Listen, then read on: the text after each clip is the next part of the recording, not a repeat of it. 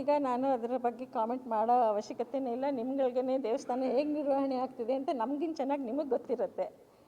ಏನಾಗುತ್ತೆ ಅಲ್ಲಿ ಎಲ್ಲ ಅಂತ ನಮಗಿಂತ ಚೆನ್ನಾಗಿ ನಿಮಗೆ ಗೊತ್ತಿರುತ್ತೆ. ನಾವು ಯಾವಾಗಲೂ ಒಂದೊಂದು ಸತಿ ಹೋಗ್ತೀವಿ, ನಾವು ಹೋದಾಗ ಎಲ್ಲನೂ ಸರಿಯಾಗೇ ಕಾಣುತ್ತೆ.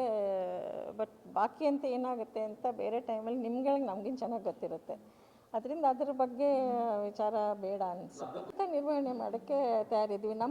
ನಮಗೆ ಬರೀ ನಮಗೆ ದೇವಸ್ಥಾನದಲ್ಲಿ ಅದು ಹೆಂಗೆ ನಡ್ಕೊಂಡು ಹೋಗ್ತಿದೆ ಹಂಗೆ ನಡ್ಕೊಂಡು ಹೋಗಬೇಕು ಅನ್ನೋ ಒಂದೇ ಉದ್ದೇಶ ಬಿಟ್ಟು ಇನ್ಯಾವ ಇದು ನಮಗಿಲ್ಲ.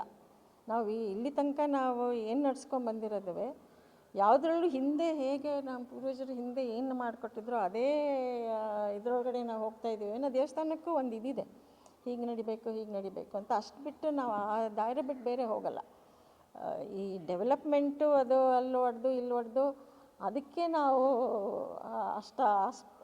ಅದು ಇಟ್ಸ್ ಎ ಸ್ಪೆಕ್ಯುಲೇಷನ್. ನೀವು ಕೇಳ್ತಿರೋ ಪ್ರಶ್ನೆ ಅದು ನಮ್ಮ ಬೆಟ್ಟ ಉಳಿಸ್ಕೊಳ್ಳೋದು ನಮ್ಮ ಮುಖ್ಯ ಉದ್ದೇಶ. ಬೆಟ್ಟ ಅಂದರೆ ಬೆಟ್ಟ ಹಾಗೆ ಉಳಿಸ್ಕೋಬೇಕು. ಈಗ ಎಲ್ಲ ನೀವು ನೋಡ್ತಾ ಇದ್ದೀರಾ ವಯನಾಡಲ್ಲಿ ಏನಾಗ್ತಿದೆ, ಕೊಡಗಲ್ಲಿ ಏನಾಗ್ತಿದೆ ಅಂತ. ಆ ದಾರಿ ನಾವು ಹಿಡಿದೇ ಇದ್ರೂ ಸಾಕಷ್ಟು.